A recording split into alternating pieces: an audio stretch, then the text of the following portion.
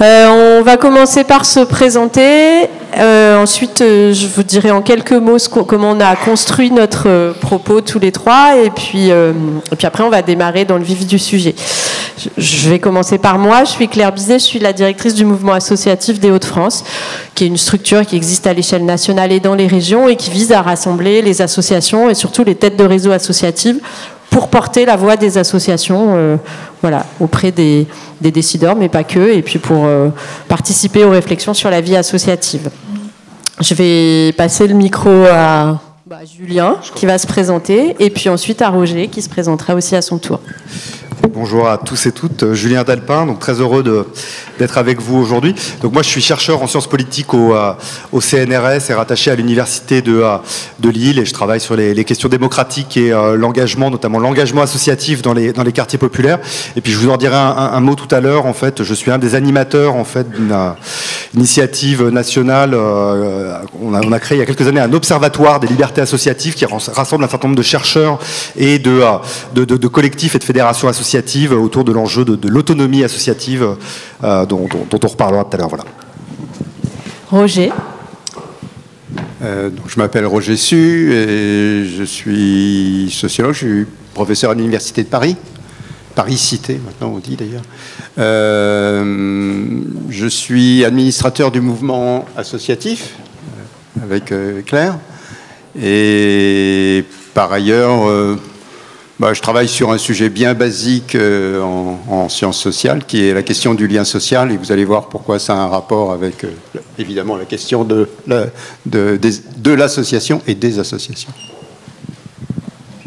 Alors, juste quelques éléments de méthode, comment on a construit notre propos. Le souhait, je pense, des organisateurs aujourd'hui, c'est d'avoir ici un espace de réflexion pour construire des pistes d'action collectives. On va commencer, l'atelier s'intitule Liberté, égalité, association.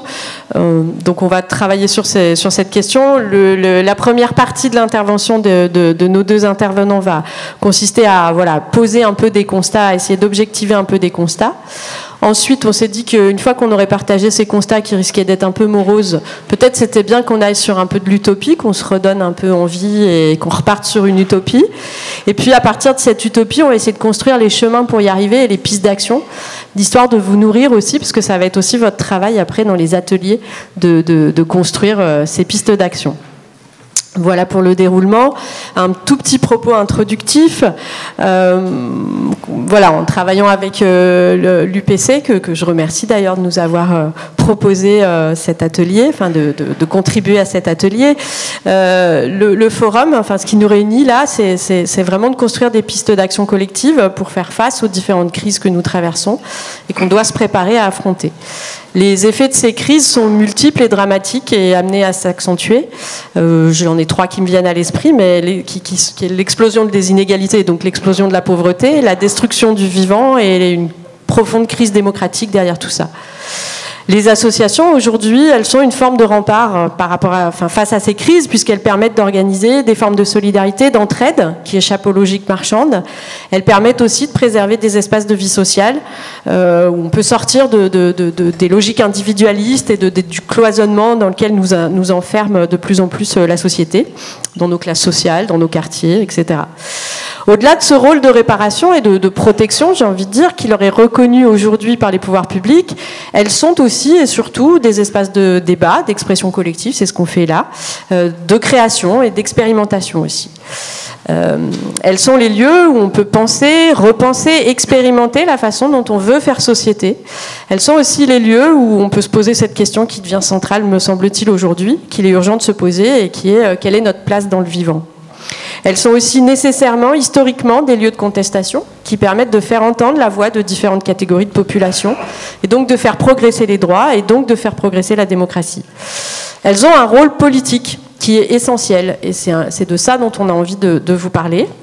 Donc la première question que je vais poser aux intervenants, elle s'articule autour de ça, c'est-à-dire que J'ai brossé un tableau très très rapide, mais on voit que les apports de l'association sont multiples. Mais le fondement sur lequel reposent ces apports, c'est le rôle qu'elle joue et qu'on lui laisse jouer en matière de démocratie, donc son rôle politique. Or, le monde associatif aujourd'hui a le sentiment qu'il est de moins en moins écouté et même qu'il est de plus en plus empêché dans sa dimension politique et citoyenne. Ça, c'est un constat un peu empirique que nous, on fait dans les associations. Et la question que je voulais poser à Julien et à Roger, c'est de savoir si ils partageaient ce constat et si, à partir de leurs travaux, ils ont des éléments qui nous permettraient d'objectiver un peu ce sentiment ou de le resituer aussi voilà, par rapport à une perspective historique. Alors, vous avez, normalement, on s'était dit 5 minutes sur les constats. Donc, je ne sais pas qui veut commencer et à qui je vais couper la parole en premier.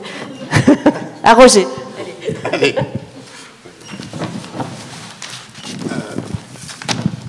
Alors, puisque tu faisais référence démocratie et histoire, je rappellerai que c'est l'association qui fonde la démocratie et pas l'inverse. Si vous retournez du côté des fameux Grecs, qui sont quand même à l'origine de beaucoup de choses, notamment de la démocratie, c'est parce qu'ils vivent une relation d'association que finalement s'élaborent un certain nombre de structures qui vont donner la démocratie, peu importe les formes démocratiques, qui seront celles des Grecs et forme de démocratie. Je dis pourquoi forme de démocratie? Parce que, comme vous savez, c'est une démocratie directe. D'ailleurs, la seule forme de démocratie véritablement reconnue. Donc, rappelons-nous ça. Ça sera rappelé aussi par Rousseau dans son fameux contrat social, dont je pense que beaucoup d'entre vous ont lu et connaissent, qui avait eu cette phrase, qui avait dit « Si le contrat social n'a pas pour préalable », entendez contrat social, pour Rousseau c'est démocratie, si le contrat social n'a pas pour préalable l'association, c'est un contrat de dupe. Donc c'est ce terreau-là. Alors ce terreau-là, évidemment, voilà, on n'est pas chez les Grecs. Comment il a pu se développer? Alors, pour faire très court, je rappellerai juste quand même quelques dates. Donc je viens de rappeler Rousseau, mais on peut rappeler la Révolution française.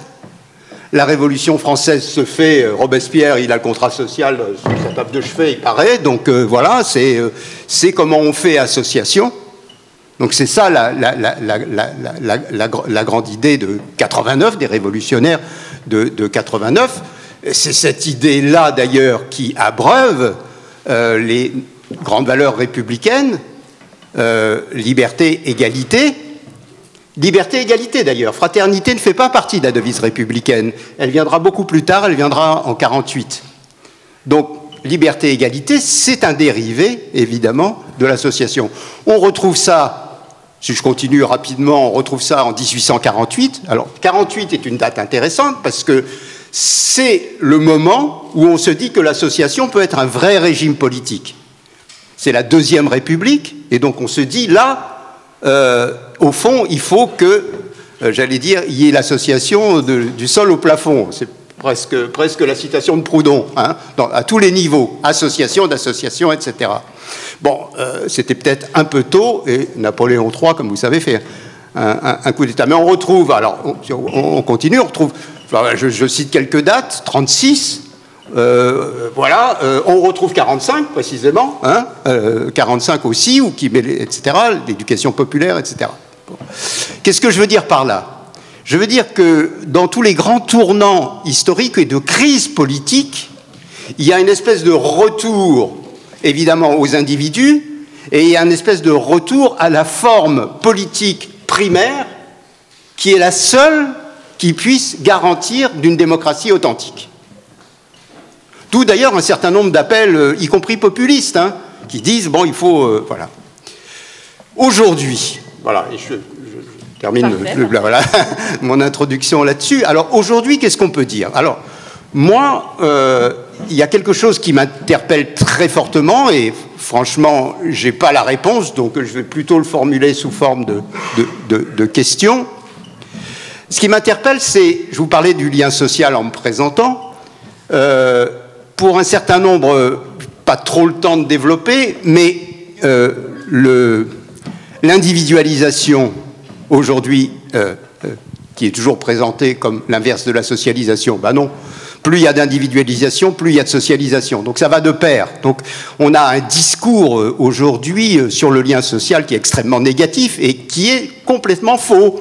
Il y a aujourd'hui des phénomènes à la fois d'individualisation, de socialisation, et les sociologues parlent volontiers d'ailleurs d'individualisme relationnel, de dire, bah d'ailleurs, vous vous rendez bien compte d'ailleurs que si on veut être un individu, il faut bien être lié aux autres, sinon on est Narcisse, et vous savez, Narcisse, ça finit mal pour lui, il tombe dans le puits, et donc voilà. Donc plus on a de relations aux autres, et plus on est un individu, c'est dans l'altérité. Et donc, autour d'un certain nombre de notions, je pense que nous sortons, au fond, d'un lien contractualiste traditionnel, avec la primauté des institutions, vers un lien qui fait beaucoup plus place à la participation et à l'expression de chacun. Et j'ai donné à cette forme émergente, alors je ne sais pas où il faut la placer, jusqu'où elle émerge, jusqu'où elle n'émerge pas, c'est une question, j'ai donné le nom d'associativité. Donc je pense que le lien social, aujourd'hui, est de plus en plus empreint d'associativité. Donc, d'une certaine manière, pour nous, ça va dans le bon sens. Mais la question qui vous a sûrement pas échappé, c'est que la réalité sociale ne dit pas nécessairement ça. Elle le dit en partie. Internet est un effet même de l'associativité. Vous ne pouvez pas penser à un Internet s'il n'y avait pas eu un lien social qui préparait la diffusion d'Internet. Internet, c'est pas né comme ça. Allez, on va faire un réseau. Non, ben non, c'est parce qu'il y avait un lien horizontal qui a pu se développer des techniques d'ailleurs de médiatisation précisément du lien social. Je termine en disant que, effectivement, le paradoxe, c'est qu'on assiste à des phénomènes évidemment de radicalisation, d'extrémisation, à l'extrême droite notamment. Et la question que je pose, au fond, est-ce que c'est par opposition à la démocratie ou est-ce que c'est parce qu'il y a un déni de démocratie? C'est-à-dire que le passage de l'associativité à la civilité associative, et c'est peut-être là le rôle essentiel des associations. Comment on passe d'une associativité native à une forme de civilité qui, elle, est plus publique, qui s'exprime dans l'espace public, qui permet justement sa diffusion, et qui n'est pas prise, qui n'est pas du tout générale. On reviendra, je pense, sur le constat de où en sont les associations en tant que telles, mais je voulais donner ce background du lien, parce que ça me paraît très important. Et au fond, est-ce que c'est un déni de démocratie? Est-ce que c'est précisément parce qu'il n'y a pas assez de démocratie qu'on est en but aujourd'hui à des phénomènes qui sont des phénomènes de radicalisation? Et au fond, la question qui est quand même assez perturbante, enfin pour un sociologue, c'est comment quelque chose qui est positif engendre sa négativité par le fait qu'elle ne trouve pas dans l'espace public les moyens de son expression. Merci. Ben, Julien, à toi. J'ai l'impression qu'il fait beaucoup d'écho, en fait, mais peut-être que je me trompe. Alors, moi, je partage les constats de Roger, mais j'apporterai peut-être des éléments complémentaires, peut-être en deux temps, à la fois pour revenir sur le rôle démocratique des associations, et puis, dans un deuxième temps, et pour répondre vraiment à ta question, Claire, sur, au fond, le constat que je crois partager d'un monde associatif qui est attaqué de façon croissante dans la France contemporaine et qui vient fragiliser, justement, ce rôle démocratique. Alors, premier point, moi, au départ, je ne travaillais pas sur les associations ou la vie associative en tant que telle. Moi, la question, en fait, qui traverse un peu mes recherches et qui m'intéresse, au fond, c'est comment donner davantage de poids, de pouvoir, de voix à celles et ceux qu'on n'entend pas, aux classes populaires, aux habitants des quartiers, aux minorités, éventuellement aux non-humains, comme l'évoquait hier Bruno Villalba, et donc avec l'idée qu'il y a peu de chances que les intérêts de ces acteurs dominés-là soient pris en compte s'ils ne les expriment pas par eux-mêmes. Et donc moi, ma question au départ, c'est une question démocratique. Comment faire, au fond, pour organiser un système politique qui laisse une place, et toute leur place, et probablement la place prépondérante, à ceux qui sont structurellement dominés et marginalisés. Or, on sait, et on en a parlé hier, que le fonctionnement de la démocratie représentative, on peut dire, marginalise structurellement ces voies-là. Il suffit de voir le nombre d'ouvriers, par exemple, à l'Assemblée nationale, et le fait que les décisions politiques, globalement, ne vont pas dans cette direction-là. Une des réponses à l'incapacité du gouvernement représentatif à prendre en charge véritablement les intérêts populaires, une des réponses au fonctionnement oligarchique, au fond, du gouvernement représentatif, ça a été, depuis une trentaine d'années en France, la démocratie participative. Moi, j'ai beaucoup travaillé là-dessus, c'était de dire il faut transformer les processus décisionnels, inventer de nouvelles instances de concertation et potentiellement de décision pour inclure des voix minoritaires et des voix marginalisées par le jeu représentatif. Alors c'est passé par plein de dispositifs, et ça continue, des budgets participatifs, des conseils de quartier, des conventions citoyennes. Voilà, moi j'ai beaucoup travaillé sur ça, et il y a eu beaucoup d'expériences de cet ordre-là à Roubaix y compris. Or, ce que montre l'essentiel des recherches sur la démocratie participative aujourd'hui, c'est que ces instances ne fonctionnent quand même pas très bien. Elles reproduisent assez largement le fonctionnement oligarchique du gouvernement représentatif en offrant surtout une place en fait à ceux qui déjà participent par ailleurs, et notamment aux classes moyennes et supérieures. Et globalement, ces instances ont peu d'incidence, peu d'impact sur les décisions collectives. Marie-Hélène Baquet l'évoquait hier au sujet de la Convention citoyenne pour le climat. Et donc une fois qu'on a fait ce constat-là, la question c'est qu'est-ce qu'on fait? Et c'est là qu'on en vient au rôle des associations et plus largement aux collectifs organisés, auto-organisés, citoyens, etc.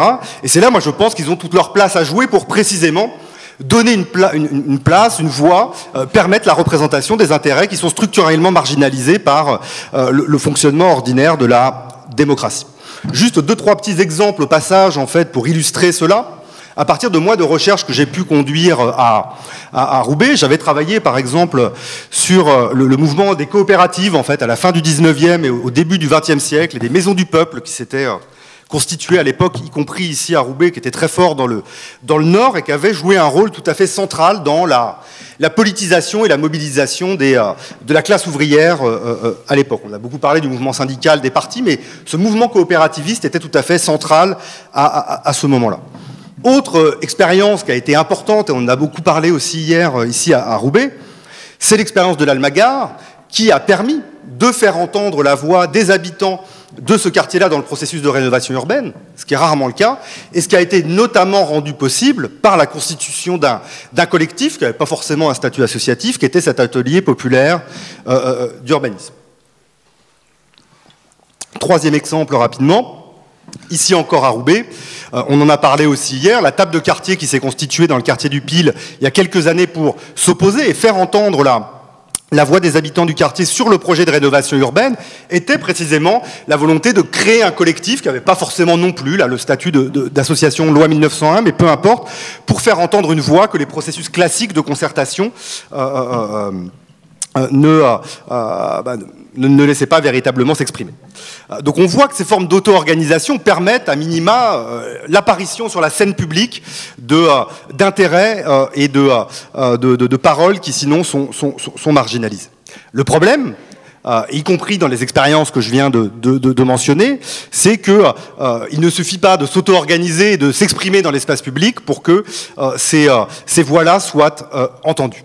Et plus largement, et j'en viens un peu au constat sur où est-ce qu'on en est aujourd'hui, le monde associatif est quand même dans une situation extrêmement compliquée et qui, me semble-t-il, et on pourra y revenir, mais c'est quand même un peu détérioré ces dernières années. Compliqué à plusieurs égards, parce que l'engagement associatif est dur à susciter, notamment du fait des conditions matérielles d'existence, en fait, liées aux transformations du capitalisme, du néolibéralisme, etc. La précarité induite par ces transformations économiques rend l'engagement collectif plus compliqué, tout particulièrement dans les milieux populaires. Voilà, quand on galère à joindre les deux bouts, l'engagement collectif n'est pas forcément toujours, même si c'est possible, la première des priorités. Mais autre élément de fragilisation de la vie associative, au-delà de la difficulté à susciter de l'engagement, c'est leur relation aux institutions. C'est beaucoup là-dessus, moi, que je travaille, et donc je voudrais vous en dire quelques mots avant de finir, parce que c'est justement de finir ce premier temps autour de cette question des relations entre les pouvoirs publics et les associations que s'est constitué cet observatoire des libertés associatives. Globalement, si les institutions continuent, tout particulièrement en France par rapport à l'étranger, à pas mal financer le monde associatif. C'est de moins en moins le cas. On voit quand même structurellement une baisse des montants alloués au monde associatif et tout particulièrement sous la forme de subventions et leur substitution par des formes de marché public et une forme de délégation de services publics au monde associatif, ce qui a un certain nombre d'incidences. Il y a des dynamiques de marchandisation de l'action associative, de bureaucratisation via la répétition des appels à projets qui détournent de l'action citoyenne et politique, qui est une des missions de la vie associative. Et troisième point, et je finirai là-dessus, parce que moi c'est un peu là-dessus que je bosse en particulier, au-delà de ces tendances un peu structurelles dans les relations et les modalités de financement de la vie associative qui ne contribuent pas à ce que les associations puissent jouer sereinement leur rôle civique et politique, il y a une défiance croissante des institutions à l'égard des critiques associatives et des formes d'auto-organisation, voire une volonté de canaliser ces critiques ou ces formes d'interpellation associative. Quelques éléments de ce point de vue-là. Nous, avec l'Observatoire, on a fait un premier rapport où on documente une centaine de cas en fait, d'associations qui ont eu maille à partir en fait, avec les pouvoirs publics, avec des collectivités locales comme l'État, avec des collectivités de gauche comme de droite, ce qui indique que c'est un phénomène relativement structurel, en fait, qui relève du fonctionnement des relations ordinaires, au fond, des associations avec les institutions, qui prend des formes différentes. Ça peut être des entraves matérielles. On a beaucoup documenté des coupes de subventions. Une association qui se voit couper ses subventions après avoir critiqué telle ou telle politique publique, tel ou tel projet de la municipalité, du conseil régional ou départemental, etc. On en avait fait l'expérience ici à Roubaix avec la table de quartier, hein, les associations porteuses, à commencer par l'université populaire et citoyenne, avaient perdu des subventions suite au conflit avec la ville. Donc c'est une façon très directe, en fait, hein, d'affaiblir une action citoyenne émanant du monde associatif en réduisant ses marges de manœuvre financières. Il y a aussi tout un ensemble, au fond, d'attaques qui sont de l'ordre du symbolique, on peut dire de la disqualification, où on s'en prend, au fond, aux militants, en essayant de s'attaquer à leur réputation, en les qualifiant justement de trop militants, ou de pas suffisamment indigènes pour pouvoir avoir leur mot à dire sur tel ou tel projet. On a reproché à des militants, par exemple, de ne pas habiter au Pile et donc de ne pas avoir leur mot à dire sur le projet de rénovation urbaine, ou on qualifie un certain nombre de militants associatifs, de communautaristes, de séparatistes, tout un ensemble de catégories qui visent à disqualifier les formes d'interpellation dont ils peuvent être porteurs. Dernier élément, ces formes d'attaque institutionnelle contre l'autonomie associative peuvent être plus dures et peuvent prendre la forme d'entraves judiciaires ou policières via des amendes, des procès. On peut évoquer par exemple le traitement institutionnel d'associations d'aide aux migrants comme Utopia 56 qui a vu se multiplier en fait des PV, des procès, des amendes et là venant sanctionner, accroître très concrètement le coût de l'engagement associatif. Dernier mot, je suis un peu long. Nous, on a documenté ces tendances-là. En fait, on a sorti notre premier rapport en 2020 pour documenter un peu tout ça, avec l'idée que la situation s'était quand même pas mal dégradée depuis 2015. Pourquoi 2015 ? Les attentats, réaction de l'État avec la mise en place de politiques antiterroristes un peu sérieuses, qui vont se traduire par une réduction de tout un ensemble de libertés, de droits dont, on peut dire, par ricochet, le monde associatif va pâtir. Et la dernière étape, d'une certaine façon, dans la restriction des libertés associatives et dans le cadre institutionnel qui les régit, c'est le vote l'année dernière de la loi séparatisme.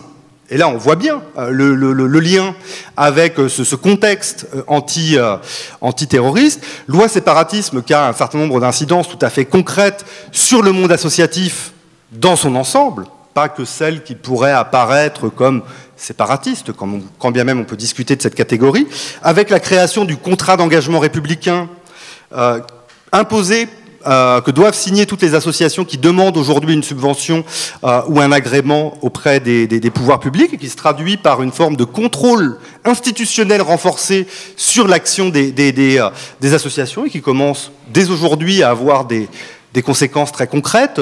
Ça a été évoqué rapidement hier, mais ce week-end, on a entendu parler d'un cas à Poitiers, où l'association Alternativa organisait une formation à la désobéissance civile et le préfet de la Vienne s'est ému de cette formation et du fait qu'elle ait pu bénéficier de subventions publiques de la ville de Poitiers.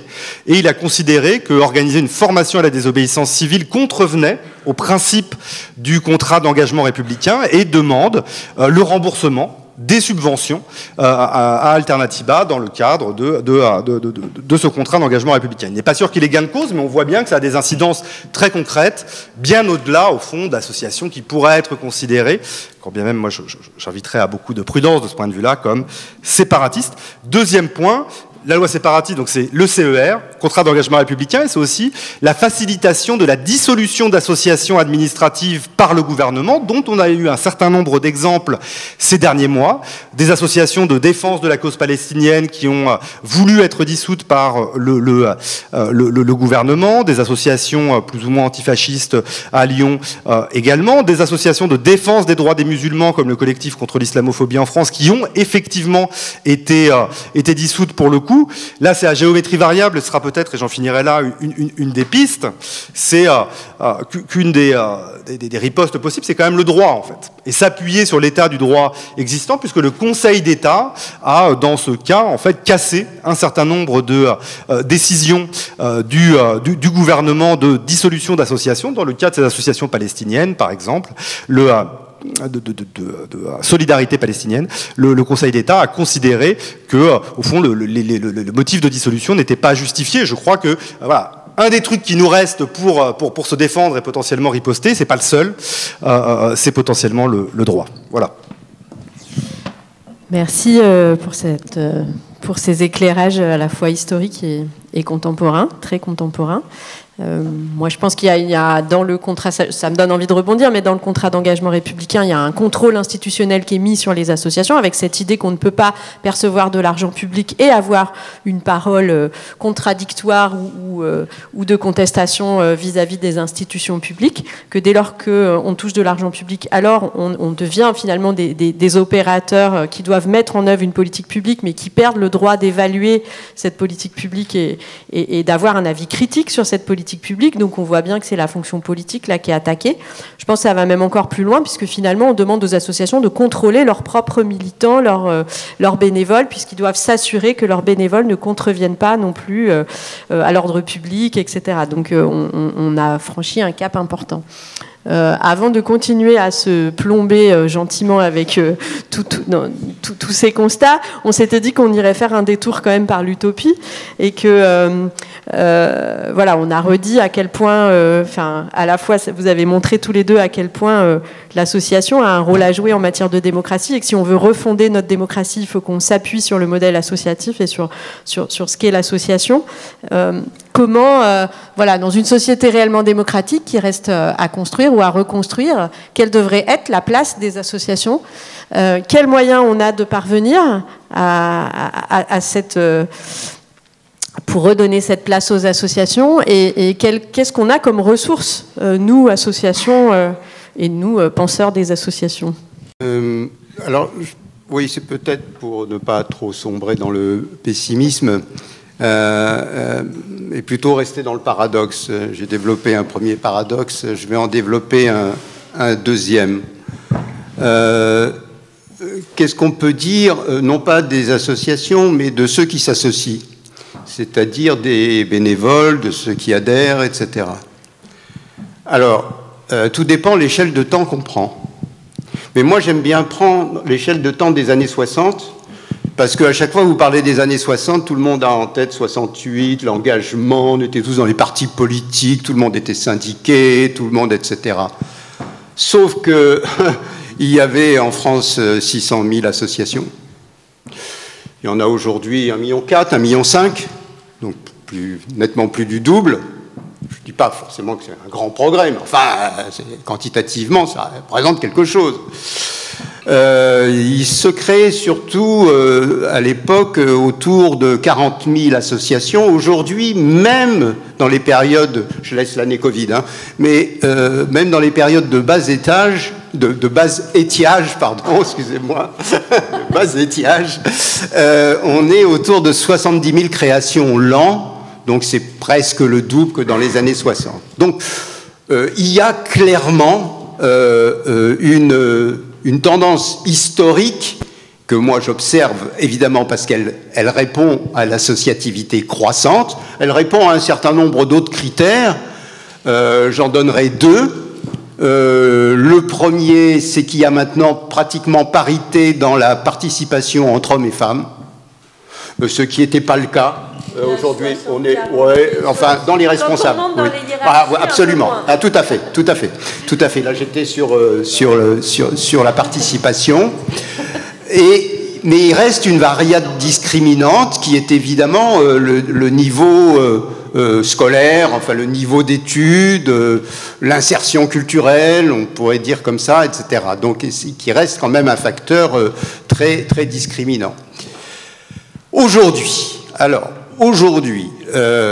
il y a là aussi du positif et du négatif. Le positif, c'est les jeunes. Les jeunes étaient assez en retrait par rapport à la moyenne de la participation. Aujourd'hui, ils ont comblé leur retard et leur dynamique tend à penser qu'ils vont dépasser les autres catégories d'âge. Et donc ça, c'est une très très bonne nouvelle.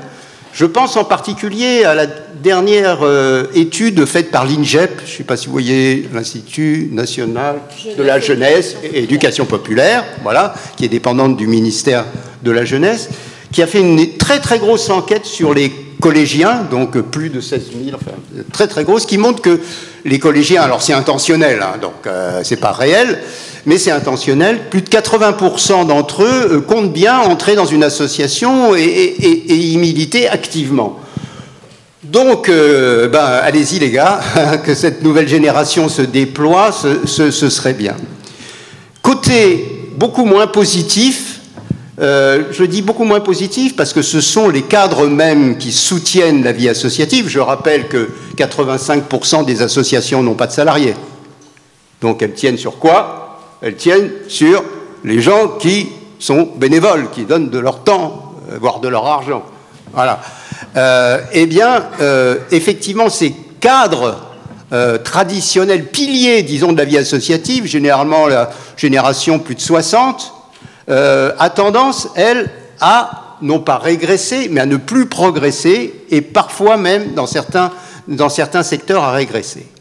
Donc là, il y a une interrogation, je ne vais pas chercher les explications, on n'a pas trop le temps, mais c'est quand même une interrogation. On a une autre interrogation qui est que de quoi on parle quand on parle bénévolat? Est-ce qu'on parle toujours du bénévolat associatif? Non. On peut être bénévole direct dans une école, dans un hôpital, on peut faire du bénévolat direct à partir du moment où on ne rentre pas dans la sphère familiale. Hein. On exclut la sphère familiale qui ne rentre pas dans le bénévolat.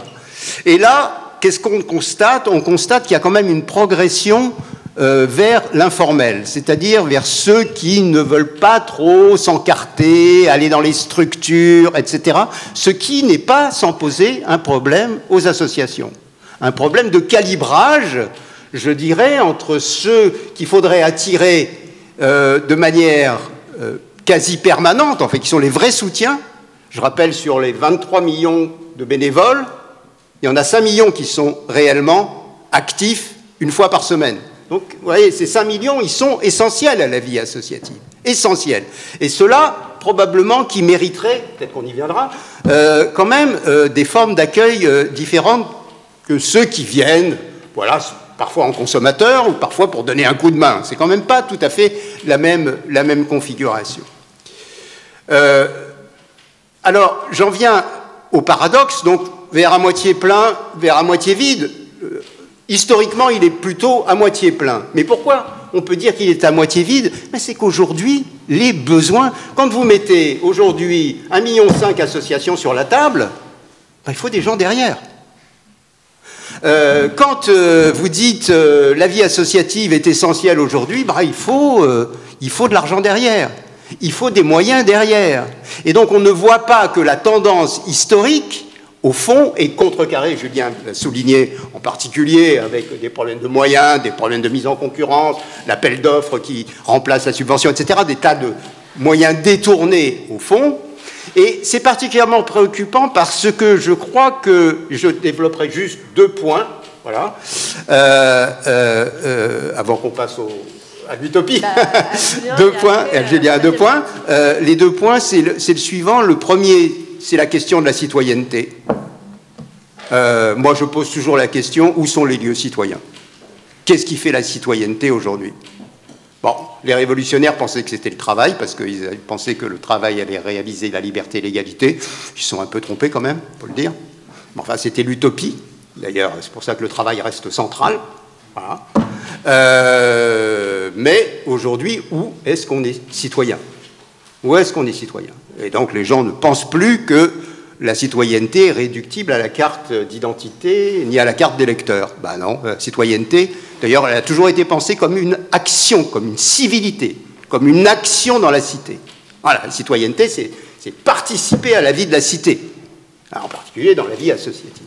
Donc il y a un premier point qui est très préoccupant, c'est qu'effectivement, il y a un vrai déficit de citoyenneté. Donc il faut retrouver des lieux de citoyenneté. Et on ne va pas les inventer en faisant du vote obligatoire seulement, ou je ne sais pas quelle autre forme prescriptive de citoyenneté. Donc ça, c'est le premier point. Le deuxième point, et j'en termine là, c'est que alors, comment le dire en 3 mots? Il se trouve que l'économie tend structurellement vers une économie du bien commun. Alors ça ne paraît pas évident dit comme ça. C'est-à-dire que ce qui fait aujourd'hui la source de la performance et de la richesse économique, c'est évidemment l'investissement dans l'humain.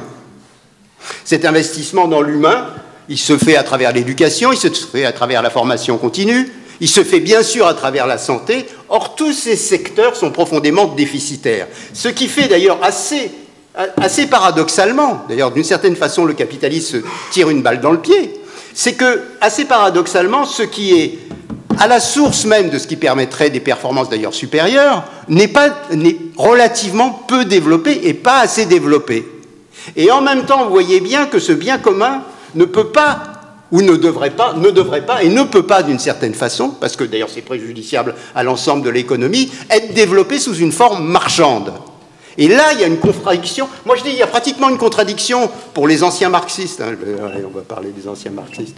Hein, pour les anciens marxistes, je dirais qu'il y a presque une contradiction entre de nouvelles forces productives, vous voyez, hein, l'infrastructure de base, et puis les rapports de production, c'est-à-dire la manière dont la société permet d'opérationnaliser, au fond, cette nouvelle force qui est celle de la production du bien commun. Et ça, il y a des vraies attentes. Il y a des vraies attentes par rapport à ça. Et donc, le paradoxe, il est que si la vie associative structurellement progresse, en tout cas à l'échelle historique, la demande aujourd'hui par rapport à la citoyenneté, par rapport à ce que... Alors moi j'ai donné un nom à ça, donc j'étais très, très prétentieux, j'ai considéré que nous passions d'une économie tertiaire, qui est largement tertiarisée, on est à 88% de gens qui travaillent dans le tertiaire, donc voilà... On peut toujours dire on rapatrie l'industrie, on refait de l'agriculture, peut-être, mais enfin, on est quand même à 88% de tertiaire. Voilà. Et moi, je propose qu'on parle de quaternaire. Parce que le quaternaire, c'est effectivement celle de la production même de l'individu. On arrive au bout, d'ailleurs, de quelque chose qui est la production même, qui devient celle de la connaissance, de l'intelligence, de la relation, du lien social, et qui devient la source même de la croissance. Et donc, pour ça, on a très, très besoin de l'association. Julien ? J'enchaîne. Alors j'ai bien conscience que tout à l'heure on a dépeint un tableau un peu sombre. Alors en même temps je suis assez d'accord avec Roger. Moi quand je vois mes étudiants, et ça fait un peu vieux con de dire ça, mais je suis plein d'espoir en fait, et notamment au regard de leur sensibilité, de leur engagement à l'égard de nouvelles formes de domination, que ce soit sur les questions de féminisme, d'antiracisme, d'écologie. C'est vrai qu'on se dit qu'il se passe quand même des trucs et que probablement la révolution viendra de là, mais je reste quand même sur une position de pessimisme de la raison et d'optimisme de la volonté. Donc je vais essayer de faire part de mon volontarisme maintenant. Et donc, alors, je ne sais pas s'il faut parler d'utopie, mais en tout cas, moi, d'une certaine façon, par rapport aux questions démocratiques que je soulevais au début tout à l'heure, je crois que la démocratisation, elle passe en fait par deux leviers, deux jambes en fait principales, moi qui sont un peu les deux axes que j'essaye de travailler. D'un côté, renforcer les capacités d'auto-organisation de la société civile, et donc l'autonomie associative. Et deuxième pilier, démocratiser les institutions pour offrir des débouchés aux revendications et aux mobilisations citoyennes. Et donc je voudrais parler un peu de ces deux pans, peut-être plus du premier ici. Donc renforcer les capacités d'auto-organisation et l'autonomie de la société civile. Alors il faut à la fois, on en parlera peut-être un peu plus tout à l'heure, des boucliers démocratiques ici et maintenant rapides par rapport aux attaques que je mentionnais, mais je crois qu'il faut aussi des perspectives en fait. Et un des éléments qui me paraît tout à fait décisif pour renforcer ces capacités d'auto-organisation, c'est de réfléchir à la question de l'argent en fait, des moyens, des conditions financières de l'auto-organisation et de l'autonomie associative. Je l'ai déjà un peu évoqué, alors du coup je vais vite sortir de l'utopie, mais quand même, vous allez voir que c'est peut-être un peu utopique, sur, à mon sens, pour le dire très directement, une des façons pour sortir de l'ornière, c'est de repenser radicalement les modalités de financement de la vie associative aujourd'hui en France. De plusieurs façons. On a évoqué le glissement de la subvention qui permettait une certaine autonomie associative vers des formes de marché public et de délégation de services publics, mais le problème, à mon sens, est plus profond. Il est aussi plus profond que simplement les montants qui sont en jeu. Souvent, le monde associatif se mobilise pour avoir plus d'argent. Moi, je pense que le problème, c'est comment est décidé où va l'argent. Et aujourd'hui, très concrètement, les élus, et en fait une infime minorité d'élus, les exécutifs, et en général le maire, avec peut-être son premier adjoint, quelques élus, décident de l'orientation et de qui a de l'argent ou pas. Concrètement, c'est comme ça que ça se passe. Or, on sait qu'on est dans un système représentatif extrêmement fragile, très peu légitime au regard du nombre de personnes qui prennent part effectivement aux décisions.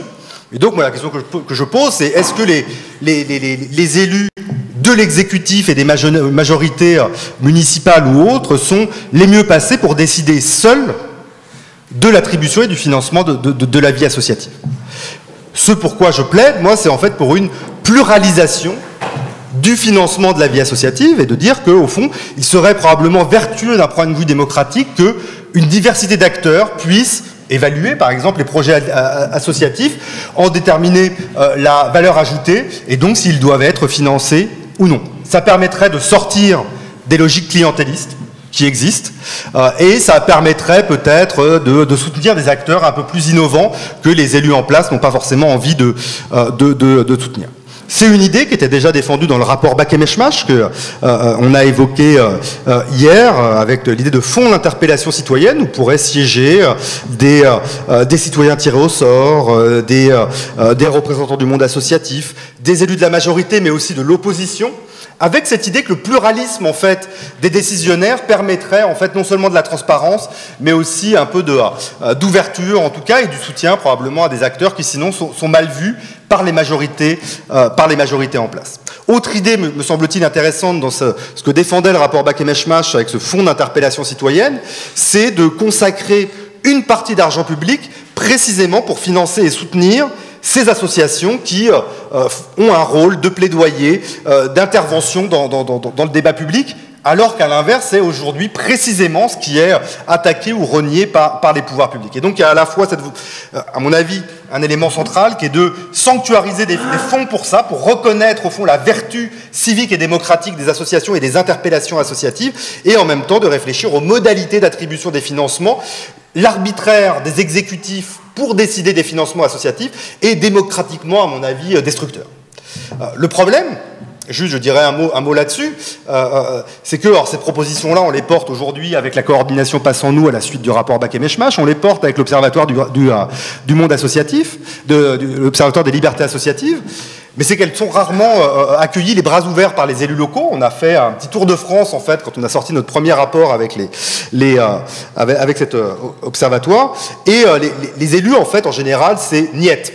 Les subventions aux assos, c'est ma chasse gardée. Et donc, pas moyen de partager notre pouvoir et d'imaginer qu'on puisse le décider collectivement. Alors, il faudra apporter des nuances parce qu'il y a certains dispositifs qui existent, ou voilà. Mais globalement, en fait, alors sur les différentes propositions qu'on formulait, s'il y en a bien une sur laquelle il n'y avait pas du tout moyen de discuter, c'était ça. Y compris avec des élus et des collectivités qui ont par ailleurs un ethos démocratique très fort, qui sont issus de listes citoyennes, qui parlent de démocratie participative, etc. Mais nous, ils nous disaient, on a galéré à être élus, c'est pas pour partager le pouvoir et décider collectivement d'où va aller l'argent. Très concrètement, nous, on veut continuer, maintenant qu'on est élus, à pouvoir soutenir nos copains. et à enfin soutenir les assos qui probablement sont extrêmement intéressantes, etc., mais qui ont pris cher dans le mandat précédent. Là, il y a eu alternance et donc on va les soutenir. Et donc il y a une logique très clientélaire, y compris chez des municipalités ou des collectivités progressistes dans le rapport à la vie associative. Et donc c'est là, moi, je crois qu'il faut opérer une révolution culturelle, y compris à gauche, dans le rapport du pouvoir aux collectifs associatifs et citoyens, précisément pour se rendre compte de la vertu de l'autonomie associative et qu'il y a d'autres façons de soutenir que simplement de soutenir les copains ou d'intégrer, y compris à l'institution municipale, et qu'une des conditions pour que l'exercice du pouvoir soit utile et porte ses fruits et ne soit pas vecteur de déception, comme ça a bien été souvent le cas, c'est qu'à l'extérieur de l'institution existent des contre-pouvoirs citoyens et des mobilisations associatives qui viennent titiller les élus et les rappeler à leurs engagements. Comme dit Podemos en Espagne, quand bien même ils ont eu beaucoup de mal à le mettre en œuvre en pratique, un pied dans l'institution, 1000 pieds dehors. Et moi je crois que c'est véritablement cette articulation entre le pied dans l'institution et les 1000 pieds dehors qu'il faut réussir à travailler, y compris en termes vraiment de mécanique et de procédure institutionnelle. Et là, pour le coup, il y a beaucoup de travail.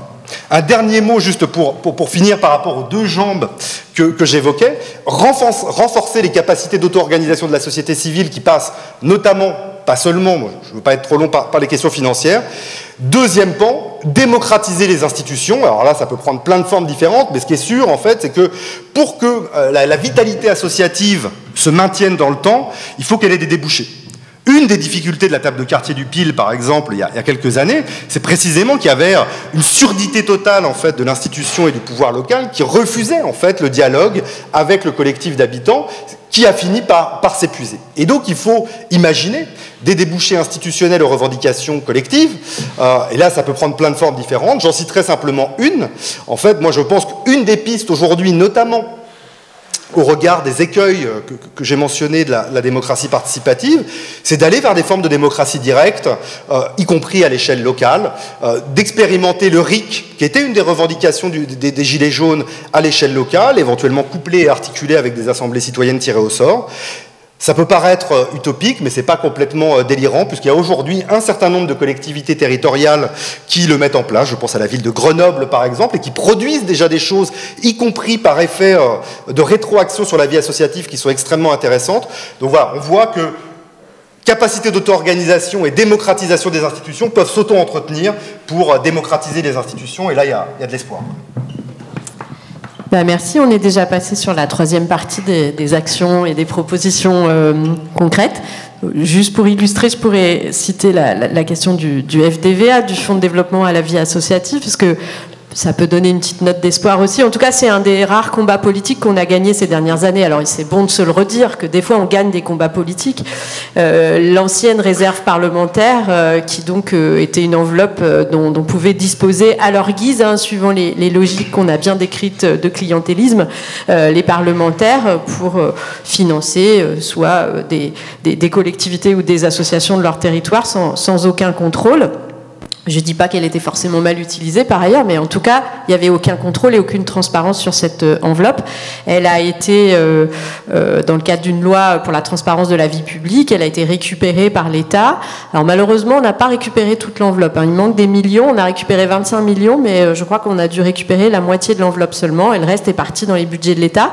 Mais en tout cas, cette enveloppe a été récupérée par le ministère de la Jeunesse et de la Vie associative et sert aujourd'hui à financer des projets associatifs locaux dans une gouvernance qui n'est pas tout à fait idéale, mais qui ressemble un peu à ce que décrit Julien, puisque ce sont des experts associatifs qui siègent avec des parlementaires qui ont demandé quand même à rentrer dans ces systèmes, dans ces espaces de décision, avec l'État, des collectivités, et qui partagent un regard, avec aussi une grille d'analyse, et avec l'idée de financer aussi des petites associations de moins de 2 ETP, voire des associations totalement bénévoles.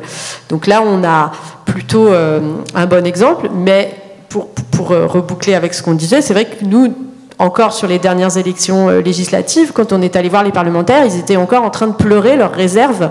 Et nous, on continue à se battre et à leur dire, mais c'est un bon système, c'est de la transparence, les associations, cet argent est redistribué de façon transparente à des petites associations du territoire. Bon, voilà, donc on voit qu'il y a une idée là à faire progresser, de même que la question de... Il y a des élus locaux, en fait, à l'échelle départementale, me semble-t-il, qui ont mis ça en place récemment, un peu de façon auto-organisée, mais... Alors oui, on a effectivement sur le conseil départemental du Nord, il y a une enveloppe comme ça qui est donnée aux élus, et certains élus ont pris l'initiative eux-mêmes de mettre en place des modalités de décision plus collectives plutôt que de distribuer l'argent en direct. Voilà. Bon. Donc on voit qu'il y a quand même quelques volontés, mais effectivement les élus ont du mal à se départir de ce pouvoir de décision qui, semble-t-il, ils considèrent que ça leur revient de plein droit, quoi. Nous, c'est ce pourquoi on plaide aussi, hein, de pouvoir avoir des espaces de concertation, de pouvoir, c'est aussi à ça que servent les têtes de réseau, à un moment de pouvoir porter une parole devant un élu sans être menacé directement, c'est-à-dire porter la parole des petites associations sans qu'elles aient des représailles derrière sur leur financement. Alors, dans la construction de notre propos, il nous reste une troisième partie, mais sur laquelle on a déjà largement mordu, on va dire. Bon, c'est vrai que on a le sentiment qu'il y a quand même un mouvement là aujourd'hui. Moi, je l'ai qualifié de destruction. Je ne sais pas si c'est pas très réjouissant, mais en tout cas, de destruction des solidarités, de destruction du vivant, et aussi d'attaque de la démocratie. Ce qui va avec tout ça, puisqu'en fait, si on a un système qui est de plus en plus inégalitaire et destructeur, alors nécessairement, il faut avoir recours à l'autoritarisme pour l'imposer. Et donc la question qu'on se pose aujourd'hui, c'est comment est-ce qu'on résiste par rapport à ça ? Quelles sont les actions déjà imaginées par les collectifs, les réseaux associatifs pour préserver et renforcer le rôle politique essentiel des associations ? On a eu déjà là quelques réponses et quelques propositions. Quelle question cela pose ? Julien l'a posé, la question de l'autonomie, de l'indépendance. Roger posait aussi la question de comment on remobilise de l'engagement bénévole de longue durée et de l'engagement bénévole profond, au-delà des coups de main ponctuels. Et quelles actions concrètes on met en place ? Quels sont les outils qu'on a pour résister et par quoi on commence ? Donc je vais donner la parole à Roger puis à Julien, et après ce sera à vous d'aller réfléchir à tout ça. Oui, alors je ne sais pas trop comment m'y prendre parce que j'ai 6 points importants, c'est beaucoup de trop. Voilà. Ça dépend le temps donc, pour les exposer. Vous m'excuserez d'être cursif sur certains des points. Je vais commencer par mes coups de cœur perso. Mes coups de cœur perso, c'est la montée en généralité de l'association. Ce que je veux dire par là, c'est que, ayant vécu longtemps en Scandinavie, je pense qu'il faut aller mettre le nez dehors. Comme vous savez, on est souvent quand même très franco-français et on ne regarde pas ce qui se passe à l'extérieur. Or, il y a des pays qui sont infiniment plus avancés que nous du point de vue de la vie associative. Il faut quand même le reconnaître. Les Scandinaves, les Anglo-Saxons, les Américains. Les Américains sont beaucoup plus avancés que nous en matière de... Alors, ils n'ont pas d'État, c'est pas un plébiscite pour les États-Unis, hein, vous comprenez, hein, loin de là. Mais, enfin, il faut reconnaître là où sont les points forts. Et ce que j'ai appris en Scandinavie, c'est que, évidemment, la question du parcours civique et du fait de participer à une association dès l'école et que ça rentre dans le cursus, dans ce qu'on appelle le curriculum scolaire, c'est une évidence. Le mouvement associatif continue à se battre là-dessus. Je pense qu'il est un peu mieux entendu, mais il est loin du fait. L'éducation nationale, d'ailleurs, même, reconnaissons-le, moi je suis enseignant, les enseignants y résistent aussi. Voilà, parce que on veut bien qu'il y ait de la vie associative, mais on ne veut pas d'évaluation, on ne veut pas que ça rentre vraiment dans le portefeuille de compétences. Hein, voilà, ça reste extrascolaire, comme on dit. Ben non, non, c'est peut-être aussi important. Si je prends par exemple le civisme, un bouquin d'instruction civique, c'est une chose, un parlement d'enfants, c'en est une autre. Et où est-ce qu'on apprend le mieux? À mon avis, le sévisme, voilà, c'est tout bête. Voilà.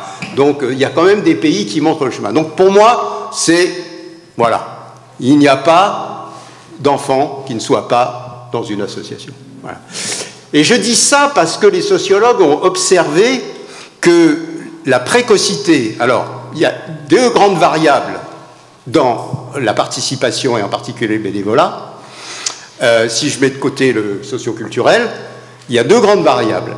Ces variables sont, un, la tradition familiale, papa, maman, engagé et tout, et ça aide quand même, il faut bien le reconnaître. Et le deuxième, c'est la précocité de l'engagement. C'est-à-dire, tout petit déjà, ben oui, comme le disait Coluche, hein, tout petit déjà, ben oui, mais tout petit déjà, effectivement, il faut qu'il y ait une acculturation le plus tôt possible. C'est un gage de pérennité de l'engagement dans la vie, ça, on a multiples, etc. Donc pour moi, c'est un point absolument central. Le deuxième... Ouais, ben, tu vois, on est qu'au deuxième, là. J'en suis qu'au premier, là, bon. Tu vois, donc... Vincent, c'est toi qui es maître du temps. Ouais, je sais pas, je sais pas. Alors moi, je vais prendre la question de... Alors, je vais prendre... Non, mais alors, bon, c'est un sens aussi par rapport à ce que tu dis et ce qu'a dit Julien, je vais prendre la question de l'autonomie. Elle me paraît aussi une question absolument décisive. Mais, encore une fois, c'est une question franco-française. Je veux dire... le fait qu'il y ait un cordon ombilical entre les pouvoirs publics et les associations, je vous assure que ça n'est pas dans tous les pays. Vous prenez l'Angleterre. Comment est gérée la vie associative anglaise? Elle est gérée à travers ce qu'ils appellent une Charity Commission, ce qu'on pourrait traduire chez nous par une haute autorité. Voilà.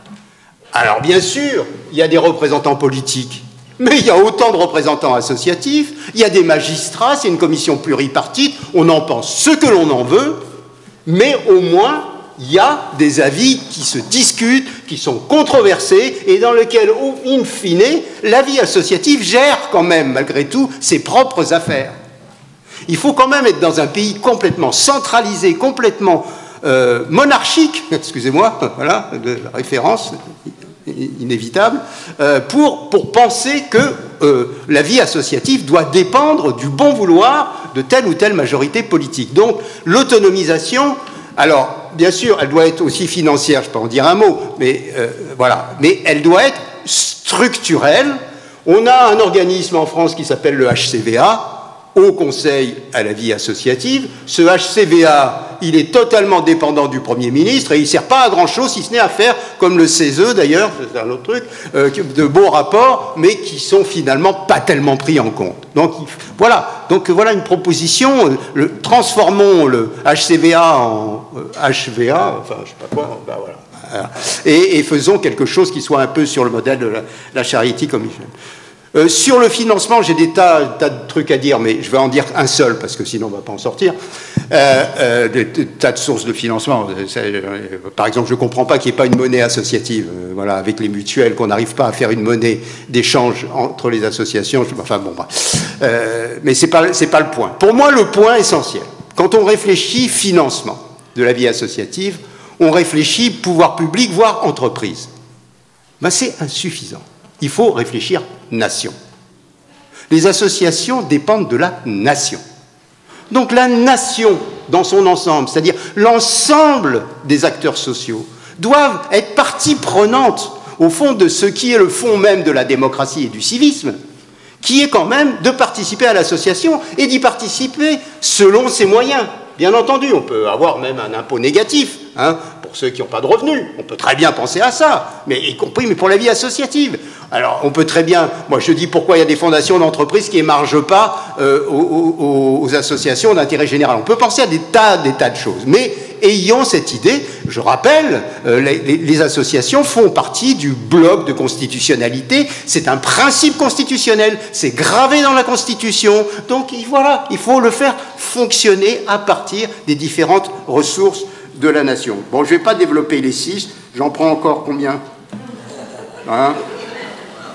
Bon. Tout dépend le temps qu'il te faut pour développer chaque point à chaque fois. Écoute, voilà, je vais en prendre un dernier quand même pour pas être trop. Okay. Pour pas Allez, être un dernier, 3 sur 6, c'est la moyenne. Un avant-dernier. Voilà. Pour moi, on parlait tu parlais des bénévoles permanents là, enfin des bénévoles permanents. Alors non seulement ils n'ont pas de reconnaissance, puisque le contrat d'engagement citoyen, qui avait été une bonne idée au fond, hein, reconnaître, voilà, mais on transforme ça, on donne quelques droits à la formation qui sont impossibles. Moi j'ai regardé comment il fallait s'inscrire quand tu étais bénévole pour avoir ces espèces de miettes ridicules quand on est bénévole. Non, il faut, pour ceux qui s'engagent, il faut un statut. Ce statut, il a un nom, ça s'appelle le volontariat. Le volontariat, quelque part, pour les vrais engagés et l'avenir du bénévolat. D'une certaine façon, voilà, d'ailleurs, le volontariat se développe dans bien des domaines. Le volontariat civil, on voit bien, attendez, qu'est-ce qui a sauvé les forêts françaises? C'est qui? C'est les volontaires, que je sache. Bon, hein, c'est quand même eux qui ont sauvé. Voilà, on a besoin de volontaires partout, et donc il faut qu'on ait un statut relativement homogène du volontariat et qui soit ouvert à tous. Et je vais même plus loin, je pense qu'il doit pouvoir être cumulable avec le salariat. De manière à ce que chacun, à proportion, évidemment, après la fiscalité reprend le pognon, enfin tout ce que vous voulez, mais voilà. Et pourquoi je dis ça? Je dis ça parce que je raccroche ça à ce que je disais sur le service du bien commun. Si vous voulez avoir du bien commun dans la santé, dans l'aide, dans la relation sociale, dans le travail social, dans l'éducation, dans lire et faire lire, pour ceux qui connaissent, dans tout ça, il va bien falloir quand même que les gens puissent effectivement, si c'est si important que ça, eh ben, il faut donner les moyens et trouver... On est capable d'inventer des tas de statuts socio-professionnels, l'entrepreneuriat, le machin, etc. Pourquoi on ne pourrait pas inventer quelque chose du côté de la vie associative? Mon dernier point, enfin en forme de conclusion, c'est pour moi, c'est évidemment le point politique. Le point politique est qu'il faut quand même qu'on revoie un peu, là ça va un peu dans le sens, je crois que ce qu'a dit Julien, et on peut pas, enfin je veux pas être désagréable avec les boulistes, mais on peut pas quand même confondre dans la vie associative. Il y a quand même des gens qui sont plus dans l'intérêt général que d'autres, quoi. Voilà. Et donc, mais pour la fiscalité, pour le ministère des Finances, ça ne fait aucune différence. Ou alors, il faut être reconnu, alors parce que vous faites partie des gens bien, alors vous êtes RUP. Ah, RUP, reconnaissance d'utilité publique. Alors là, ça c'est formidable, etc. Mais vous voyez, c'est discrétionnaire, c'est le préfet ou c'est le ministre qui vous dit que vous êtes... Ah oui, bah oui, ça ira, vous êtes RUP. Voilà. Non, ça, c'est impossible, ça. Donc, il faut qu'on crée un statut d'intérêt général. Et je dirais que ce statut d'intérêt général puisse être transmissible également aux associations locales. C'est une autre histoire. Bon. Le tout dernier point, c'est que... C'était le dernier. Bon, voilà. Donc, je pense que le CESE doit avoir un rôle dans l'ordre du jour parlementaire. Voilà, je leur ai dit. Voilà, merci. Merci Roger. Ben, je passe la parole à Julien en matière de conclusion. Il restait une dernière prise de parole et avant qu'on parte en atelier. Je serai plus rapide que pour les précédentes. Bon, j'ai quand même 4 points, mais je vais les faire rapides.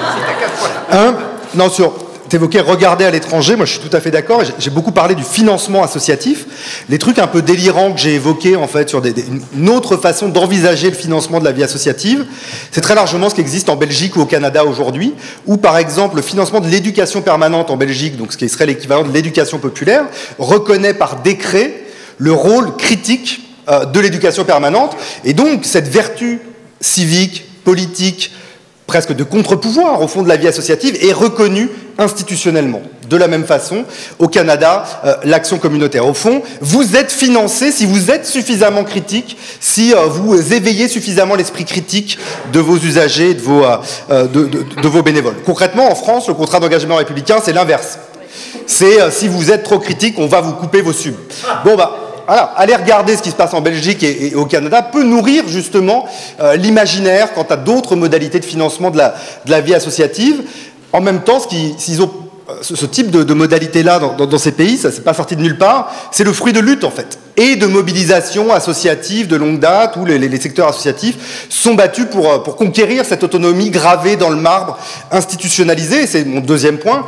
Voilà, la lumière viendra quand même de mobilisation, de mobilisation large du monde associatif, et de ce point de vue-là, une petite lueur d'espoir, c'est que la mise en place du contrat d'engagement républicain dont j'ai beaucoup parlé a suscité une mobilisation quasi sans précédent en fait du monde associatif et de gens qui se parlaient pas en fait et qui étaient plutôt en désaccord jusqu'à présent.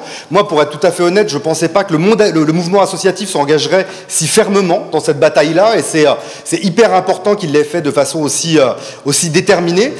Et donc là, on a assisté à des convergences contre ce contrat d'engagement républicain, alors qu'il n'a pas obtenu gain de cause, mais ces formes de convergence d'acteurs qui, par ailleurs, ne sont pas toujours sur la même ligne et plutôt donnent un peu d'espoir dans un monde associatif qui est, par ailleurs, fortement traversé de concurrence. Troisième point, moi je crois quand même au rôle, alors là je vais prêcher pour ma paroisse, mais de la recherche aussi. C'est-à-dire que moi je crois qu'il faut continuer à documenter, analyser ces phénomènes-là. Je parlais de bataille culturelle tout à l'heure dans le regard qu'on porte sur le monde associatif et sur les relations associations-institutions, sur la vertu démocratique des contre-pouvoirs. Et moi, je crois que la recherche a un rôle à jouer, et c'est pour ça qu'on a constitué un observatoire des libertés associatives pour documenter des phénomènes qui peuvent paraître anecdotiques, marginaux. Qu'est-ce que c'est qu'une petite coupe de subvention? Des amendes pour Utopia 56, voilà, Alternativa qui se fait embrouiller par le préfet de la Vienne. Mais quand on met tout ça bout à bout, en fait, ça appauvrit la démocratie. Je pense qu'on est dans notre rôle en tant que chercheurs de documenter ces phénomènes pour leur donner une visibilité et les mettre sur la place publique et dans le débat public. Tâche ensuite aux acteurs associatifs et au monde politique de s'en saisir. Dernier point, j'en ai déjà dit quelques mots avec Grenoble, expérimenter, c'est-à-dire que, vous l'avez compris, je suis souvent assez dur, en fait, avec les élus et leur routine dans leur pratique du pouvoir, et en même temps, moi, je pense qu'il y a des choses qui bougent, il y a des collectivités qui sont prêtes à mettre en place d'autres dispositifs et d'autres relations au monde associatif, y compris parce qu'il y a de nouvelles générations d'élus qui n'ont pas forcément un rapport identique et qui ne cherchent pas forcément à faire carrière, rapport identique à leur mandat. Et donc, il y a des choses à imaginer. Donc, s'il y a des élus dans la salle et qui veulent soutenir les contre-pouvoirs, venez me voir à la fin, on va faire affaire. Merci. Merci à tous les deux. Merci à vous tous et toutes pour votre écoute. Et puis maintenant, vous avez aussi l'espace pour aller débattre et surtout construire vos propres propositions pour essayer de changer le monde. C'est ça qu'on veut faire un peu quand même. Carrément. Merci.